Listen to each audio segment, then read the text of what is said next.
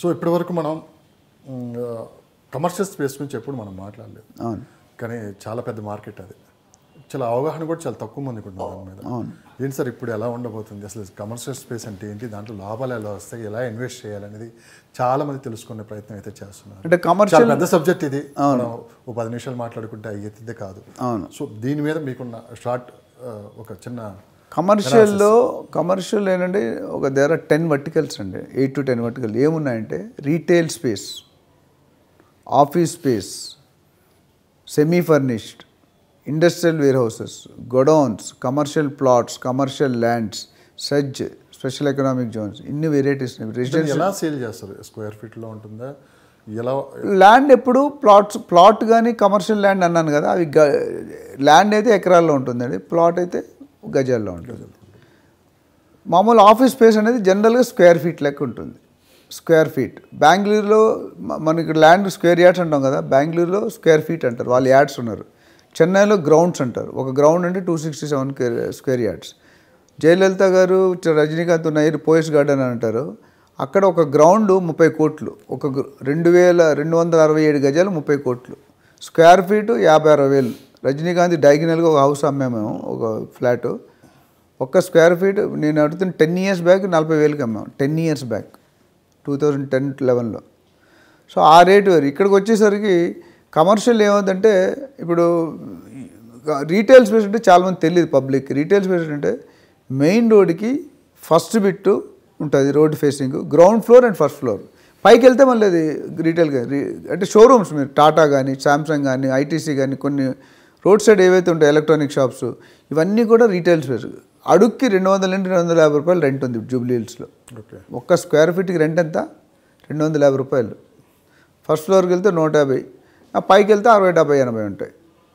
So ఇప్పుడు latest ఒక builder, ఒకటే 4-5 బిల్డర్స్ ఏం చేస్తానంటే, నేను సపోజ్ ఒక 5,000 స్క్వేర్ ఫీట్ ఫ్లోర్ ఉంటుంది కొనాలనుకోండి, స్క్వేర్ ఫీట్ 30-40 వేలు ఎన్నవుతుంది? 20-30 కోట్లు మీ దగ్గర, నా దగ్గర లేదు కదా. నా దగ్గర తెలియదు, మీ దగ్గర ఉంటే నాకు తెలియదు. కానీ సో అప్పుడు ఏం చేస్తానంటే 5,000 స్క్వేర్ ఫీట్ని 100 స్క్వేర్ ఫీట్ ఫ్లోర్ అంతే ఉంటుంది, ఇండివిజువల్ బయర్స్కి అమ్మేస్తున్నారు. అమ్మేసి వాళ్ళు రెంట్ కమిట్మెంట్ ఇస్తున్నారు. ఫస్ట్ 5 years అంటే సపోజ్ ప్రాజెక్ట్ ఇవాళ స్టార్ట్ అవుతుంది, ఒక 5 years డెలివరీ. పెద్ద బిల్డింగ్ కట్టాలనుకుంటే 1 లక్ష స్క్వేర్ ఫీట్ అట్లీస్ట్ 4-5 years పడుతుంది హై రైజ్.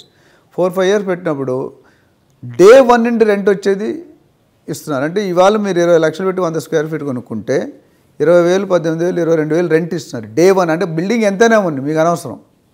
సో 3 సంవత్సరాలు 4 సంవత్సరాలు బిల్డింగ్ రెడీ అయింది. రెడీ అయిన తర్వాత 2 ఆప్షన్స్ ఉంటాయి మీకు.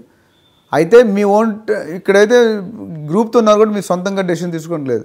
అయితే మీ ఇండివిజువల్ ఓనర్స్ 15-20 మంది ఉంటే ఆ ఫ్లోర్కి, వాళ్ళు టెనెంట్ తెచ్చుకొని వాళ్ళు టేక్ ఓవర్ చేయొచ్చు, లేదా వాళ్ళు రెంట్కి చూసుకొని మీకు కమిటెడ్ రెంట్ ఇస్తారు. అంటే ఏ విధంగా మీకు లాస్ లేదు.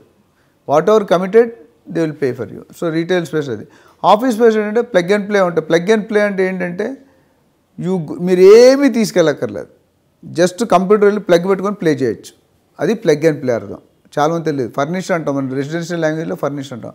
లేటెస్ట్ వర్క్ స్టేషన్స్ ఇవన్నీ పెట్టింది, అంతే server room, work stations, conference room, pantry, reception, ఇవన్నీ ఏరియాలు డివైడ్ చేసినప్పుడు దాన్ని ప్లగ్ అండ్ ప్లే అంటారు. అంటే రెడీ టు ఆక్యుపై. మీరు బెంగళూరు నుండి ఆఫీస్ షిఫ్ట్ అయ్యారు, ఆ ప్లగ్ అండ్ ప్లే రెడీ ఉంటే రేపు నుండి మీరు వర్క్ స్టార్ట్ చేసుకోవచ్చు.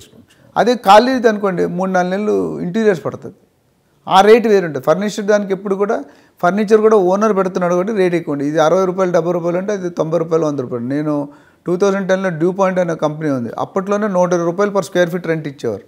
కానీ ఆ హై ఎండ్ మాట అక్కడ మామూలుగా ఇంపోర్టెడ్ ఉంటాయి కానీ లోకల్ ఏవి ఉండవు.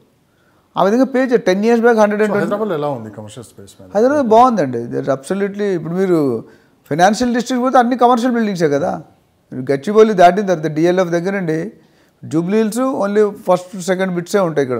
ఇప్పుడు మీరు ఫైనాన్షియల్ ఐటీ కంపెనీస్కి వెళ్తే హై రైజ్ అన్నీ కదా. ఇప్పుడు ఐసిఐసిఐ బిల్డింగ్ కానీ, ఎన్సిసి కానీ, ఏ బిల్డింగ్ చూసుకున్నా హై రైజ్ అండ్ అన్నీ ఆక్యుపైడ్ ఉన్నాయి. మీకు కొన్ని కొత్త ఇన్వెంటరీలో ఉండొచ్చు కానీ బట్ నోబడీస్, అంటే హై రిటర్న్స్ వస్తాయి అక్కడ. ఏంటంటే బడ్జెట్ ఎక్కువ కానీ అక్కడ ఒక రిస్క్ ఫ్యాక్టర్ కూడా ఉంది. ఒకసారి టెనెంట్ ఖాళీ చేశాడు అనుకోండి, దానికి ఉన్న ప్రాపర్టీ ట్యాక్స్ కానీ మెయింటెనెన్స్ ఛార్జ్ కానీ మనం కట్టుకోలేదు. ఎందుకంటే కమర్షియల్ దానికి ట్యాక్స్ ఏమవుద్దంటే, మామూలుగా రెసిడెన్షియల్ ట్యాక్స్ ఇక్కడ దీనికి సపోజ్ దీనికి 20,000 కడుతున్నాం. ఇదే కమర్షియల్ బోర్డు పెట్టాను అనుకోండి, నేను ఇదే 5 రెట్లు పెరిగిపోద్ది. అంటే 20 రోజులు 1,00,000 రూపాయలు కట్టాలి నేను ప్రాపర్టీ ట్యాక్స్. వాటర్ బిల్లు 300-400 వస్తుంది, అది 2000 అయిపోతుంది. పవర్ బిల్ అంతమంది 1000 రూపాయలు వస్తే ఇప్పుడు 5000 అయిపోతుంది. అంటే కమర్షియల్ రేట్స్ పెట్టేస్తారు. నువ్వు కమర్షియల్ రన్ చేస్తున్నావు లేదంటే బోర్డు పెడతావు. అందుకని కమర్షియల్ రీటైల్ ఎప్పుడు కూడా రెసిడెన్షియల్, ఇప్పుడు ఇక్కడ మనం కమర్షియల్ ఆపరేషన్ చేయకూడదు. రెసిడెన్షియల్ ఎవరైనా మున్సిపాలిటీలో చూస్తే మనం ట్యాక్స్ కట్టకపోతే పెనాల్టీ వేస్తాడు.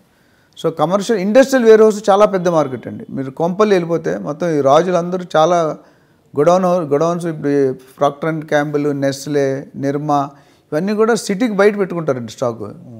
ఆ స్టాక్ పెట్టుకొని అక్కడ డిస్ట్రిబ్యూట్ చేస్తారు. సో ఫైనల్గా కమర్షియల్ స్పేస్లో ఇన్వెస్ట్ చేసే వాళ్ళకి మీరు చెప్పే సలహా, చాలామందికి దాని మీద అవగాహన లేకపోవటం చాలామంది ఉంటారు.